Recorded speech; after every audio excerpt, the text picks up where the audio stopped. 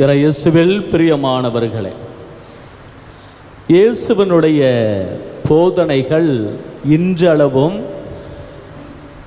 மறுக்கப்படாமல் மறைக்கப்படாமல் அதிக மக்கள் பின்பற்றக்கூடியதாக இருப்பதற்கு முழு முதற் காரணம் அவரது போதனை மக்களை சார்ந்ததாகவே இருந்தது. மக்களோடு மக்களாகவே கலந்திருந்தது. அதனால தான் அவருடைய போதனைகள் உலகமெங்கும் வெகுவாக பரவியது. இன்றைக்கு படிக்கப்பட்ட நற்செய்தி வாசகம் கூட பாருங்களேன், அழகாக இருக்கும். பெரும் சுமை சுமந்து சோர்ந்திருப்போரே அப்படின்னு ஆரம்பிப்போம் அந்த வசனம். இந்த பாலஸ்தீனத்தில் பார்த்தீங்க அப்படின்னா சுமைகளெல்லாம் இறக்கி வைப்பதற்கு பெரிய பெரிய மூட்டெல்லாம் கொண்டு போவாங்க. இறக்கி வைப்பதற்கு சுமை தாங்கிகள்லாம் கிடையாது. அதனால தான் பணக்காரர்கள் ஒட்டகத்திலையும் குதிரைகளிலையும் அந்த சுமைகளெல்லாம் ஏற்றிட்டு போவாங்க. ஏழைகள் என்ன பண்ணுவாங்க அப்படின்னா கோவேறு கழுதைகள் மேலே அந்த சுமைகளை ஏற்றி கொண்டு போவார்கள். இந்த ஒரு சூழல் தான். இந்த ஒரு சூழல் அதோடு சேர்த்து இன்னொன்றையும் சேர்த்து கொள்ளுகிறார். என்ன இன்னொன்று? அதில் ரெண்டு விஷயம் பார்க்கலாம். ஒன்று என்ன தெரியுங்களா?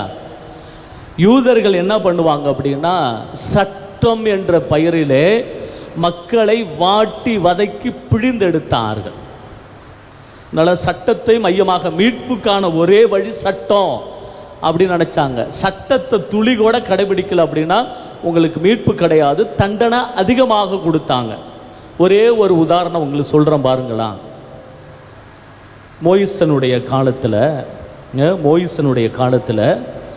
உங்களுக்கு தெரியும் 10 கட்டளைகளை கடவுள் கொடுத்தார் அப்படின்னு தெரியும். 3வது ஓய்வு நாளை கடைபிடிப்பதில் கருத்தாயிரு அப்படி என்று ஒரு கட்டளை உங்களுக்கு தெரியும். 3வது கட்டளை. இந்த கட்டளை எதுக்கு கடவுள் கொடுத்தார் அப்படின்னா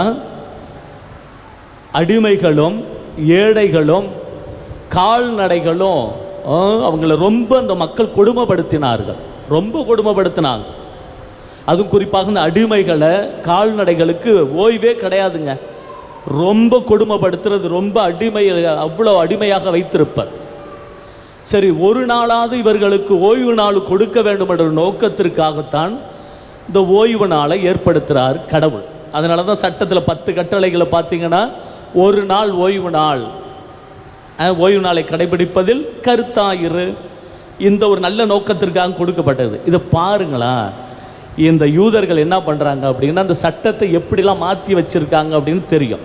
எண்ணிக்கை புத்தகத்தில் படித்தோம் என்றால் தெரியும்.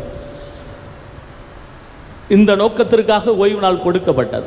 இவனை என்ன பண்ணிட்டானோ அப்படின்னா ஓய்வு நாளில் 10 அடி தூரம் கூட நடக்கக்கூடாதுன்னு புது சட்டத்தை இவனெல்லாம் உருவாக்கிக்கிட்டான். அதுக்கு என்ன தண்டனையும் பாருங்கள். 10 அடி தாண்டி ஒருத்தர் போய் விறகு பொறுக்கிக்கிட்டு இருப்பார். உடனே இவனை மோய்சட்டை குற்றம் சாட்டுவானோ. நம்ம ஓய்வு நாளில் 10 அடி தூரம் கூட நடக்கக்கூடாதுன்னு நம்ம சட்டம் இருக்கிற சட்டம் அது இல்லை, இவனெல்லாம் உருவாக்கிக்கிட்டது.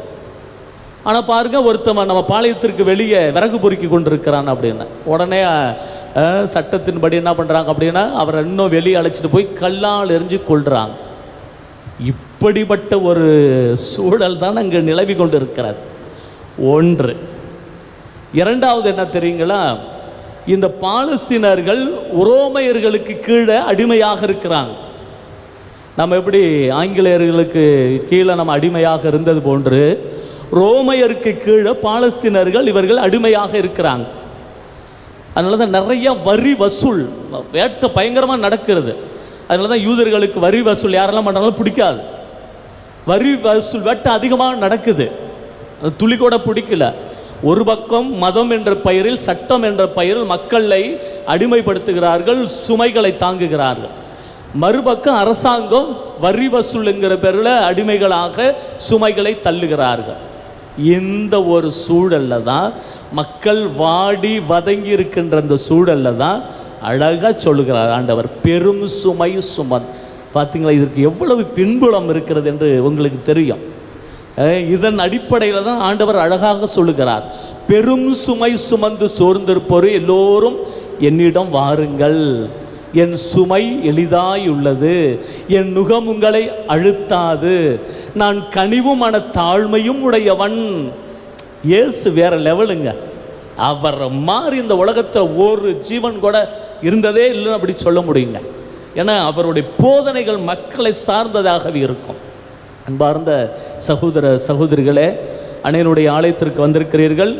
நமக்கும் ஏகப்பட்ட சுமைகள் இருக்கலாம் வாழ்க்கையில். இந்த சுமைகளை இறக்க வேண்டும் என்று ஆலயத்திற்கு வந்திருக்கிறீர்கள்.